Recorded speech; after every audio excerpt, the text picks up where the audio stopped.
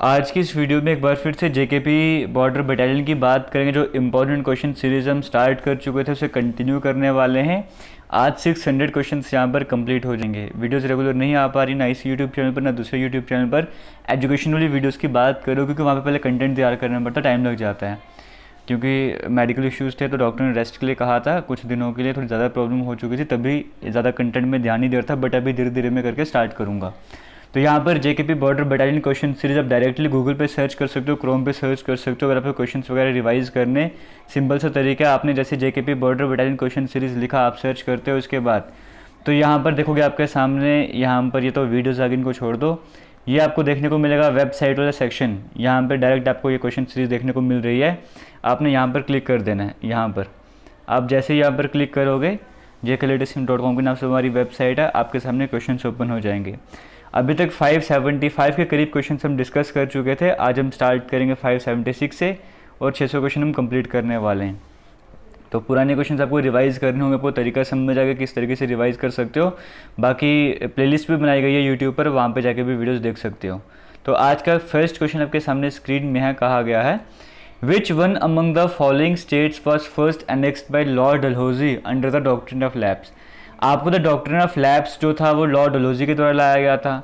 तो कहा गया कौन सी स्टेट सबसे पहली बार कौन सी स्टेट पर कब्जा करा गया था इस डॉक्ट्रिन ऑफ लैप्स को यूज़ करके। लॉर्ड डलहौजी ने सबसे पहले कौन सी स्टेट पर कब्जा करा था, आपसे वो पूछा गया।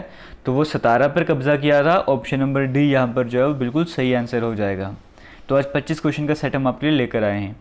आगे चलते हैं, सेकेंड क्वेश्चन की बात करते हैं। कहा गया है, the university of Nalanda was set up by which Gupta ruler. आपको पता है कि नालंदा यूनिवर्सिटी की बात करें गुप्ता के टाइम पीरियड पर आई थी। तो कौन सा गुप्ता रूलर जो था जिन्होंने इसका सेटअप करा था, वो थे कुमार गुप्ता, लेकिन वस्ट वाले। तो ऑप्शन नंबर बी यहाँ पर बिल्कुल सही आंसर हो जाएगा। आगे चलते, दांडी मार्च स्टार्टेड ऑन डैश 1930। दांडी मार्च 1930 में स्टार्ट करा गया था। आपसे डेट पूछा गया है। तो 12 मार्च को स्टार्ट हुई थी, 6 अप्रैल तक चली थी। तो 12 मार्च से स्टार्ट हुई थी ना। ऑप्शन नंबर ए यहाँ पर जो है बिल्कुल सही आंसर हो जाएगा। आगे चलते, नेक्स्ट क्वेश्चन की बात कर लेते हैं। Which one of the following is the guardian of fundamental rights. Fundamental rights का गार्जियन, रक्षक किसे कहा जाता है? लेजिस्लेचर को, एग्जीक्यूटिव को, पॉलिटिकल पार्टीज़ को, फिर जुडिशरी को। तो जुडिशरी को जो है वो गार्जियन कहा जाता है फंडामेंटल राइट्स का। ऑप्शन नंबर डी यहाँ पर करेक्ट आंसर हो जाएगा। आगे चलते हैं, क्वेश्चन नंबर 580 की बात कर लेते हैं। Directive principles of state policy has been adopted from which constitution. जो directive principles of state policy DPSP की हम बात करते हैं, ये किसके संविधान से हमने बोरो करा था, अडॉप्ट करा था, आपसे वो पूछा गया। तो आयरिश के कॉन्स्टिट्यूशन से हमने अडॉप्ट करा था, आयरलैंड के, है ना। ऑप्शन नंबर सी यहाँ पर जो बिल्कुल सही आंसर हो जाएगा। आगे बढ़ते हैं, नेक्स्ट क्वेश्चन की बात कर लेते हैं। Who nominates 12 members in the council of states. कौन ऐसा है जो कि काउंसिल ऑफ स्टेट किसे कहा जाता है? जैसे लोकसभा को लोअर हाउस कहा जाता है, राज्यसभा को अपर हाउस कहा जाता है, उसे काउंसिल ऑफ स्टेट भी कहा जाता है राज्यसभा को। तो कहा गया कि काउंसिल ऑफ स्टेट की बात करेंगे, यहाँ पे 12 लोगों को नॉमिनेट करा जाता है। तो ये नॉमिनेट करने का काम कौन करता है, आपसे पूछा गया है। राज्यसभा के चेयरमैन ही करते हैं या डिप्टी चेयरमैन करते हैं, इंडिया के प्रेसिडेंट या प्राइम मिनिस्टर। तो प्रेसिडेंट ऑफ इंडिया को पावर दे कि वो 12 मेंबर्स को नॉमिनेट कर सकते हैं। ऑप्शन नंबर सी यहाँ पर जो है बिल्कुल सही आंसर हो जाएगा। आगे चलते हैं, नेक्स्ट क्वेश्चन की बात करते हैं। यहाँ पर आपको कहा गया है, सुपर कंप्यूटर परम की बात करेंगे, किसने डेवलप करा था? तो टाटा के द्वारा, कौन सी कंपनी के द्वारा करा गया था, आपसे पूछे कौन से इंस्टीट्यूट द्वारा डेवलप करा गया था? तो सी डेक के द्वारा ये जो है डेवलप करा गया था। ऑप्शन नंबर डी यहाँ पर जो है वो करेक्ट आंसर हो जाएगा। आगे चलते हैं, the opposite of attractive. Attractive का अपोजिट क्या होता है ना, आप और तो like charges attract each other, like charges attract, या opposite charges attract like charges repel each other. तो अट्रैक्टिव का क्या हो जाएगा, अपोजिट, रिपल हो जाएगा, रिपल्सिव हो जाएगा। Option number B correct answer हो जाएगा। डिग्रेडेशन का सिनोनिम क्या हो जाएगा? अब सिंपल सी बात अगर नहीं भी पता तो राइट तो होता है सही, इसका मतलब तो खत्म होना एक तरीके से, ओरिजिनेट स्टार्ट होना, आउनर है तो कुछ मिल नहीं रहा तो डिप्रेविटी बन जाएगा। ऑप्शन नंबर ए यहाँ पर करेक्ट आंसर हो जाएगा। एक ट्रेन है 400 मीटर लंबी है, पोल को 20 सेकंड में क्रॉस करे तो स्पीड बताओ ट्रेन की कितनी हो जाएगी? Formula speed equals to distance upon time. जब ट्रेन किसी छोटी चीज़ को कवर करते तो डिस्टेंस ट्रेन की लेंथ के बराबर हो जाएगा। यानी कि डिस्टेंस 400 आ गया, टाइम 20 आ गया। तो काटोगे तो कितना बन जाएगा आपके पास? 20 आ जाएगा, 20 मीटर पर सेकंड। लेकिन आंसर किलोमीटर पर आवर में है, तो कैसे करोगे चेंज? 18/5 से मल्टीप्लाई करना पड़ेगा, है ना। तो 5 1 जा 4, 5 1 जा 5, 4 को 18 से मल्टीप्लाई करने कितना जगह 72 आ जाएगा। ऑप्शन नंबर सी यहाँ पर करेक्ट आंसर आ जाएगा। एलसीएम बताना है 2/5, 3/10, 4/15 का। तो जो रेशियो आ जाती है आपके पास, तो आपको एलसीएम निकालना, तो ऊपर वाले नंबर का एलसीएम निकाल दो, नीचे का एचसीएफ निकाल दो। इनका अगर आप एलसीएम निकालना स्टार्ट करोगे तो कितना आ जाएगा आपके पास, एक ऐसे नंबर जो सब इन सभी के टेबल में आता होगा, ऊपर 12 आ जाएगा, नीचे एचसीएफ आपको पता था डिफरेंस निकाल दो, 5 का डिफरेंस आ रहा है, इस डिफरेंस में सभी टेबल आ रहे हैं तो वही एचसीएफ हो जाएगा। तो 12/5 आपको ऑप्शन नंबर सी में देखने को मिल रहा है, ऑप्शन नंबर सी यहाँ पर करेक्ट आंसर हो जाएगा। आगे चलते हैं, फ्रॉम द फॉलोइंग ऑप्शन, एक सेकंड रुक जाओ, नेक्स्ट क्वेश्चन की बात करते हैं। कहा गया है from the following option select the word which can not be formed using the given letter.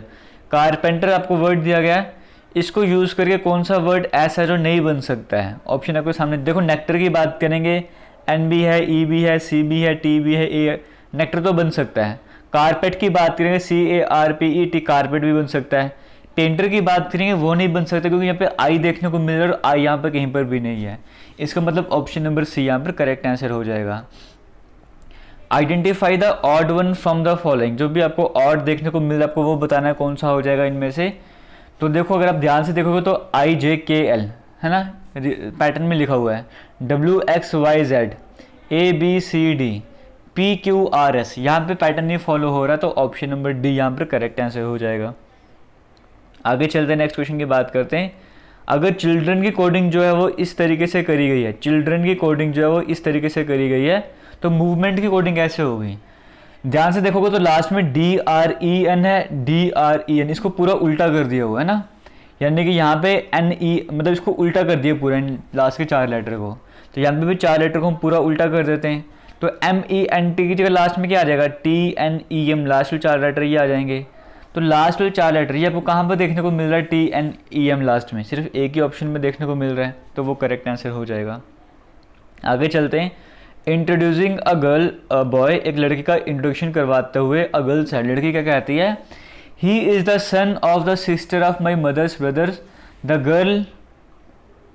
Girl has no real brother, how is that boy related to that girl. ये देखो कहा गया है, एक लड़के का इंट्रोडक्शन करवाते हुए लड़की बोलती है, लड़की क्या बोलती है इस लड़के के बारे में, वो बोलते हैं कि ही इज़ द सन, वो बेटा है, लेकिन किसका बेटा है, ऑफ द सिस्टर, मेरी मदर के ब्रदर के जो सिस्टर है उसका बेटा है। तो सिंपल सी कहानी होगी कि मेरे ब्रदर की सिस्टर, मेरे मदर के जो ब्रदर है उसकी सिस्टर, मतलब ये भी हो सकता है कि मेरी माँ का जो भाई है उसकी बहन, उसकी मासी भी हो सकती है, या वो खुद भी हो सकती है, दोनों में से कोई भी हो सकता है ना।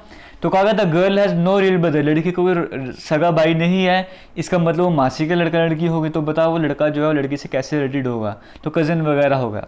सिंपल तरीके से भी कर सकते थे, बाकी ट्री डायग्राम आपको समझाया वैसे भी कर सकते हो।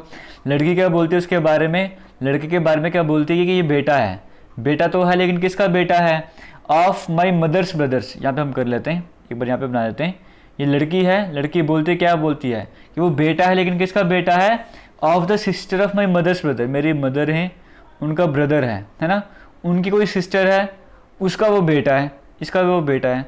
तो लड़की को कोई सगा भाई है ही नहीं, तो बताओ ये लड़का इस लड़की क्या लगेगा, तो ऑब्वियस सी बात है कज़न है ये, तो कज़न लगेगा, ऑप्शन नंबर ए यहाँ पर करेक्ट आंसर हो जाएगा। आगे चलते हैं, 591 की बात करते हैं।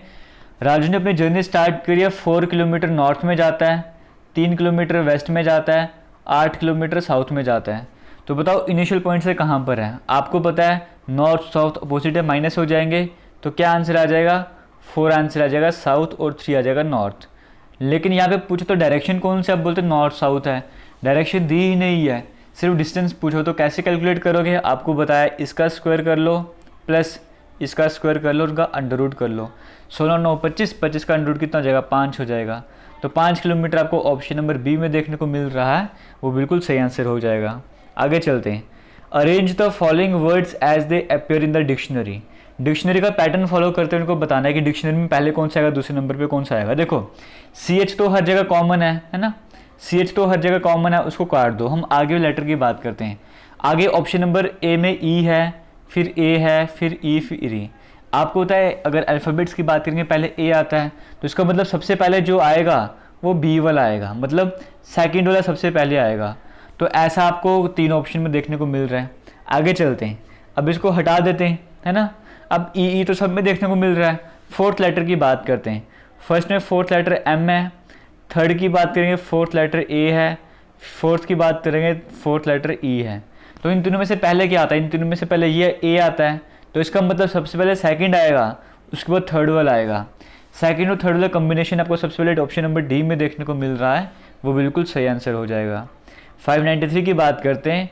यूनेस्को यानी कि United Nation Educational Scientific and Cultural Organisation की बात करेंगे, इसके हेडक्वार्टर कहाँ पर आपसे वो पूछा गया है, तो पेरिस में है। ऑप्शन नंबर ए यहाँ पर करेक्ट आंसर हो जाएगा। इफ़को की फुल फॉर्म क्या है आपसे वो पूछा गया, तो Indian farmers fertilisers cooperative limited.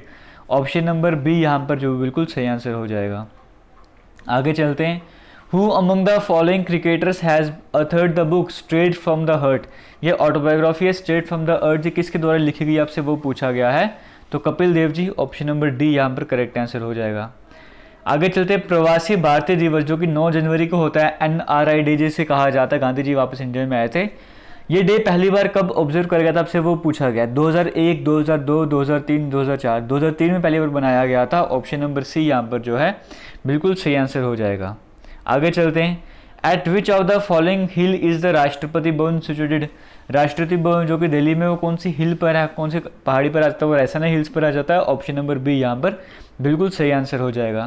Question number 598 की बात कर लेते हैं। कहा गया है mirror used by the dentist to see large image of teeth. आपको बड़ी इमेज देखनी टीथ के पेशेंट्स की, तो जो मिरर यूज़ करते हैं डेंटिस्ट वो कौन सा यूज़ करते हैं, कनकेव मिरर यूज़ करते हैं। ऑप्शन नंबर डी यहाँ पर करेक्ट आंसर हो जाएगा। इंस्टाग्राम हमारा जेके लेटेस्ट इन्फो के नाम से आप वो जगह ज्वाइन कर सकते हो। टेलीग्राम का लिंक डिस्क्रिप्शन बॉक्स में मिलेगा, वो भी ज्वाइन कर सकते हो। 599 की बात करते हैं। The force of attraction between the molecules of different substances.